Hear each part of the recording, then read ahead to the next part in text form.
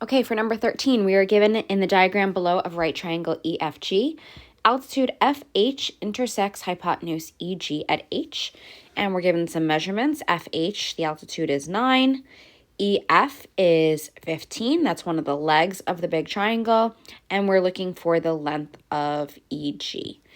So these are problems that I like to call Hills or SAS problems. Hills is when you use the hypotenuse, legs, and a segment. SAS is when you are using two segments and an altitude. So if you've caught any of my other videos, you'll see me kind of go through the demo of this, but I'll run through it very quick here. Here's the hypotenuse of the big right triangle. Here are the legs. The hypotenuse is split into segments. The altitude is the piece that's going vertically in this case. So there are two proportions you could choose from. You could always redraw your triangles too. I choose to use these shortcuts.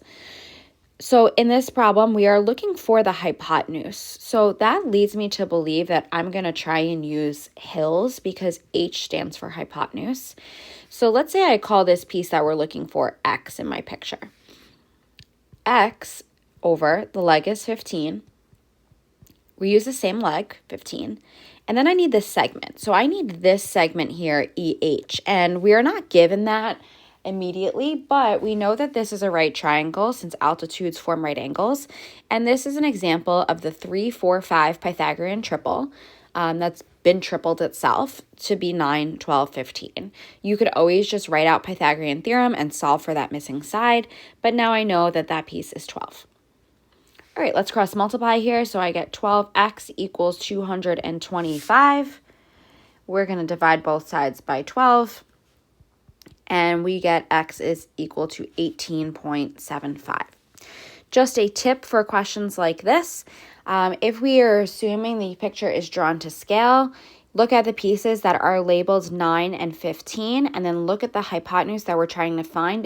It definitely looks bigger than 9 or 15, so you probably could have eliminated choice 1 and 2 automatically. Okay, number 14. In triangle ABC below, D is a point on AB, E is a point on AC, and we know DE and BC are parallel. When you have parallel lines like this, what that really creates are these sets of corresponding angles. So those two that I marked off and these two over here, those are corresponding angles that are congruent to one another. I also know that angle A is in both triangles, so angle A is congruent to itself by the reflexive property. So we're looking for which statement is always true. ADE and ABC are right angles. Well, they don't actually really look it too much to me. They look very close, but I have no evidence to back that up, so I'm going to cross out choice 1. All right, choice 2, triangle ADE is similar. Remember, that's our symbol for similar, okay, in here, to triangle ABC. Well, triangles are similar. One of the main ways we can prove triangles are similar to one another is by angle, and that's actually what we showed here, so I know that this has to be true. For choice 3 and 4, I need some measurements in order to back up anything about line segments, so 14 is definitely number 2. 15, if one exterior angle of a triangle is acute, then the triangle must be. Okay, well, an exterior angle, and I'm going to try and draw this accurately, somewhat accurately. Exterior angle is the one that's outside the triangle. If that is acute, look what happens when you have this linear pair right here. These have to add up to 180 degrees, which means that this has to be obtuse, and then it's going to be choice 3. 16, given the information marked on the diagrams below, which pair of triangles cannot be proven congruent? All right, let's take a look. Always look for vertical angles and reflexive property too. Those are certain things that you can add in that might not already be marked. So in choice 1, I can add the reflexive property in. That gives me side angle side. Those triangles are congruent. In choice 2, I can add in the vertical angles. That looks like angle side. That's one of our methods of proving triangles congruent, so it's not number 2. In choice 3, I have the reflexive property again. Both triangles share side JL. So these triangles are congruent by side, side, side. that works. And I know that it's choice 4 at this point just by process of elimination. But in this triangle, this looks like side-side angle. That is not a method for proving triangles are congruent. So 16 is choice 4. The diagram below for 17 shows a tree growing vertically on a hillside. The angle formed by the tree trunk and the hillside is 100 degrees.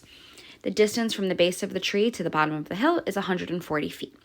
What is the vertical drop x to the base of the hill to the nearest foot? So this definitely looks like a SOHCAHTOA problem. The only issue we have here is notice that 100 is outside of the triangle. So let's fill this in with 80 degrees here.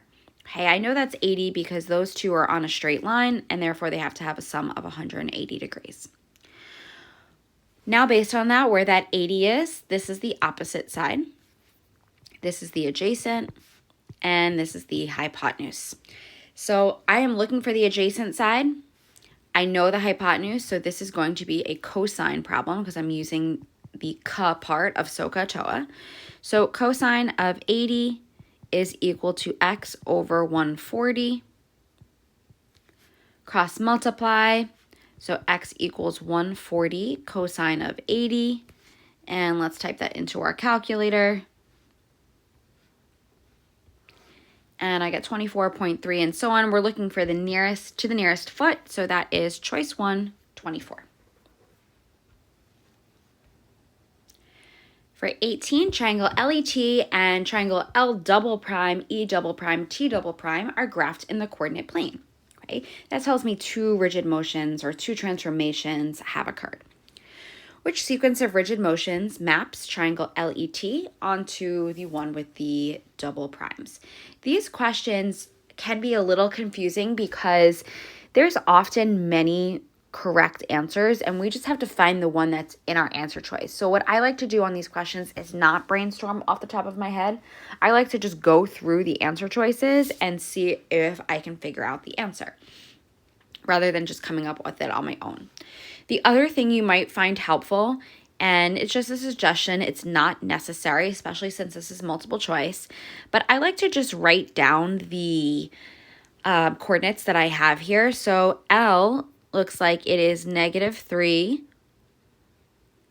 6. E is -1, 3. T is -5, 1.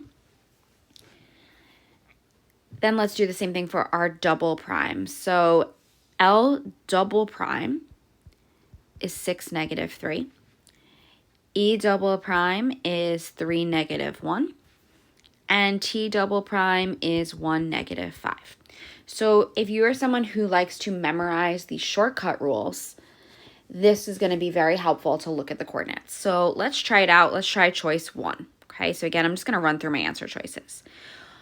1 says reflect over the y-axis and then reflect over the x-axis. Let's try it with a point. So L was -3, 6. If I reflect over the y-axis, the x-coordinate gets negated. So I get 3, 6. And that would be like L prime. L double prime, if I reflect now over the x-axis, I negate the y. And I get 3, -6. Is L double prime 3, -6? No, so I know choice 1 is out. Okay, let's try the same thing with choice 2. And if L's don't work, don't even bother testing the E and the T. All 3 coordinates have to work. All right, for E, our initial point was -1, 3. Choice 2 says to do a rotation of 180 degrees about the origin. Now, I don't think this is the answer anyways because we are given double primes and this is only one transformation.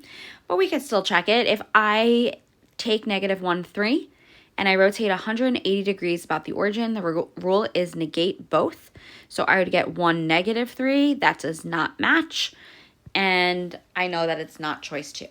And on that one, I chose to pick E to start off with. You could pick any point, whatever one you want to use. Okay. So for choice 3, okay, if you want, I'll go back to L here. So L was -3, 6. Choice 3, rotation 90 degrees counterclockwise. That's when you negate the Y value and switch. That would give me -6, -3. A reflection over the y-axis, we saw that already. That means you would negate the x value and that gives me 6, -3, and I see that that works. That matches where we're at. If I go ahead and test it for points E and T, we're going to see that it also works. So the answer to this question is choice 3. 19, diameter ROQ of circle O is extended through Q to point P, and tangent PA is drawn. If arc RA is 100 degrees, what is the measure of angle P? All right, we are definitely going to draw a picture when they do not give us one. Okay, so I'm going to draw a circle. If it's circle O, that means the center is O. And we have diameter ROQ. So let's put R here, Q here. It's extended through Q to point P. And then tangent PA is drawn. A tangent just touches the edge of a circle. So here's PA. Okay, if RA is 100, arc RA, we're looking for the measure of angle P. So the rule for one of these angles is that you're going to subtract the two intercepted arcs and divide by 2. But we need to first figure out what this arc is. I know that it's going to be 80 degrees because we have a diameter here. Diameter splits a circle in half. So the top half has to be 180 degrees. Now subtract the arcs and divide by 2. And I will get choice 1, 10 degrees. All right, number 20, segment JM has endpoints -5, 1 and 7, -9. An equation of the perpendicular bisector is. Now, keep in mind, you always have scrap graph paper in your booklet. You could always go to the back page if you feel like this is something you want to graph. I don't personally feel like I need to graph it, but definitely you can if you're a more visual learner. Okay, so if I have JM and I want to find the perpendicular bisector, here are my steps. First, I'm going to figure out what the slope of JM is. So change in Y over change in X. So that gives me -10 over 12. Let's simplify it. Always simplify slope. So -5, 6. But I want to find the slope of a perpendicular line. So those slopes are negative reciprocals. So 6 over 5. At this point, I already know choice 1 and 2 are out because look at those slopes, they're incorrect. Now I want to find the midpoint of JM. Midpoint is when you add the x's, divide by 2, add the y's, divide by 2. So that is going to give me -5 plus 7 over 2. -5 plus 7 is 2 over 2, which is 1. Over here, I'm going to get -8 over 2, which is going to give me -4. So we're going to use point slope form. We're going to use our perpendicular line slope and our midpoint and plug that into point slope form. So y minus y1 equals m, the slope, x minus x1. This double negative can change to a positive, and we can see that choice 4 works out for number 20. Okay, for number 21, we have quadrilateral EBCF and AD are drawn below. ABCD is a parallelogram, EB is congruent to FB, and EF is perpendicular to FH. I'm going to start with this, that EB is congruent to FB. So I'm going to mark those two sides off as congruent. And what's going to be key about that, since this is a problem where we're going to be looking for angles, I can tell that at the bottom here. I'm going to mark off that these two angles have to be congruent since this is an isosceles triangle. Okay. I also know that I'm going to just erase these just to make it a little cleaner. I also know this has to be a 90-degree angle down here. And I know that because of the perpendicular lines. All right, we know that angle E is 62. Oops, so let's put 62 in here. So that makes this 62 as well. And that also makes this little one in here 28 because those have to add up to 90. Angle C is 51. What is the measure of angle FHB? So I am looking for this angle up top. And we're going to treat this problem almost like a puzzle in a way. Find any angle that you can, and eventually you'll work your way over to the angle that the question's asking about. So we did a couple of things already. We talked about the fact that if EB and FB are congruent, that these two base angles are congruent. So they gave us one of 62. We know the other is 62 then. I also went in, and since I knew this was a right angle down here, subtracted 62 from 90 to make that missing angle 28, okay? And then we filled in the other given angle of C51. There's one other key piece of information in the givens of this problem, which is that ABCD is a parallelogram. So in a parallelogram, the opposite angles are congruent. So if angle C is 51, I know that angle A is as well. And I also know that in a parallelogram, the consecutive angles, okay, those are going to always be supplementary to one another. So angle C and then angle CDA have to be supplementary. So that makes this angle 129 degrees. All right, we have not yet found the angle that we're looking for, so we're just gonna, again, find anything that we can in the picture, okay? So perhaps maybe we can figure out that this is 51, supplementary angles, this is 129. I notice a triangle that I could use here. If I look at this big triangle, triangle EBF, I have two of the angles, 62, so let's solve over on my calculator here. Now I know that this missing angle is 56. And I also have, if I go in with green, this triangle that I can start to work with, okay? So knowing that piece of information, I want to see if I could use that to help me get that missing angle. But there's actually one small little step in there first. Remember we talked about in a parallelogram, if I draw off to the side here, that opposite angles are congruent. Well, remember our parallelogram here has 129. That means this has to be 129, except it's split with 56. So let's subtract 129 minus 56. And now I know this missing angle is 73. Okay. So again, I'll draw this parallelogram a little bit better for you here. If we have a parallelogram, opposite angles are going to be congruent to each other. So now look at the triangle that I have in green. All three angles must add up to 180. So I have 180 minus 73 minus 28. I get 79, and that is the angle that we were looking for this whole time. So that is our answer, choice 1, 79 degrees. You can see that I filled in almost all of the angles in the picture until I got to that one. So again, treat these angle problems like a puzzle. Fill in anything you can. Eventually, you'll work your way over to the angle that you're looking for. Okay. All right, 22. Point P divides the directed line segment from point A, -4, -1, to point B, 6, 4, in the ratio 2 to 3. And we want to figure out the coordinates of point P. So this type of problem where you're asked to partition a line segment is absolutely a problem that I would be studying for the Regents. It seems to be one on every single Regents exam, and all they do is change the numbers. So they're going to change the coordinates, they're going to change the ratio, and that's really it. It's the same question over and over. You also want to kind of pick a method as to how do you want to do this problem. Do you prefer to graph it, or do you prefer to use a formula? I definitely prefer graphing. So what I would do is I would go in my test booklet and I would find some scrap graph paper. Okay, it'll be at the back of your test booklet. So I had to scroll on my iPad here to get to it. You would flip to your test booklet, the back. And I have to just draw in some axes.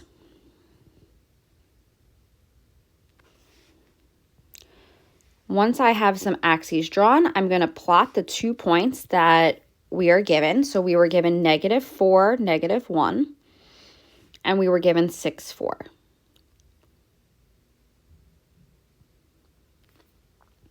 We were asked to partition this into a 2 to 3 ratio, which means that this line segment should be broken up into 5 parts. The way I'm getting 5 is because 2 plus 3, adding up the two numbers from the ratio, gives me 5. A lot of times you could do this just by eyeballing it in your picture. I can just see almost like where it's going through corners. And this isn't going to work every single time, but most of the time. Okay. And now I have split this line segment into 5 congruent parts. If you feel like you can't do it by eyeballing it, use a slope. Okay, so I see that the slope from the original point to the other end point is basically going up 5 over 10. Okay, so it was up 5 over 10. Since we want 5 parts, divide each of those numbers by 5.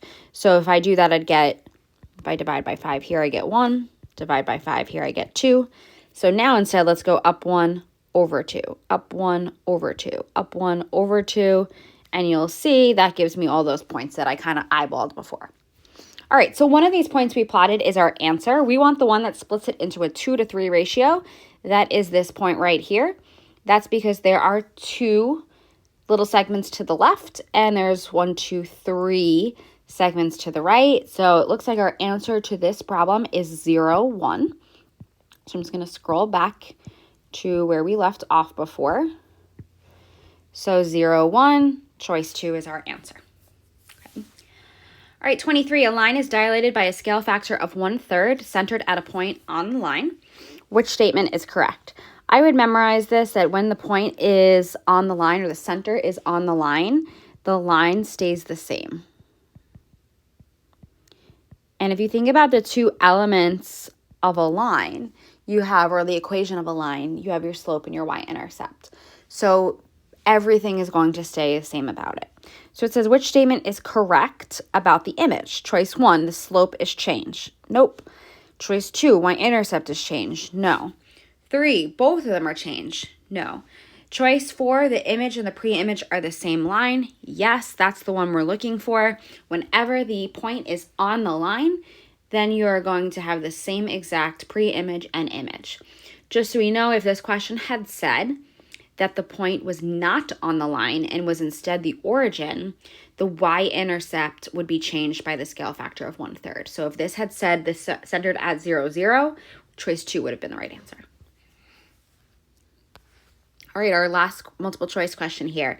24, in the diagram below of circle O, tangent AB is drawn from external point B, secant BCOE, and diameter AOD is drawn. All right, we are given that angle OBA is 36. Let's fill that in our diagram. OC is 10. What is the area of the shaded sector DOE? So area of a sector, the formula is going to be the central angle over 360 pi r squared.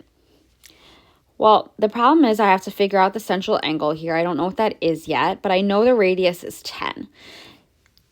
If OC is 10, look in your picture, that's a radius. That means every radius in the picture is 10.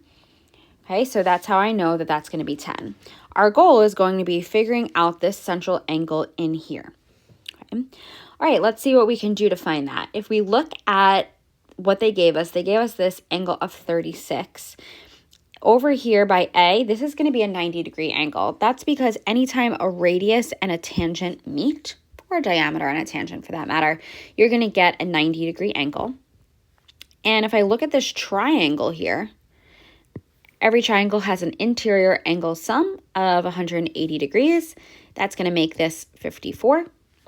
And these are vertical angles, therefore congruent, so that's 54 as well.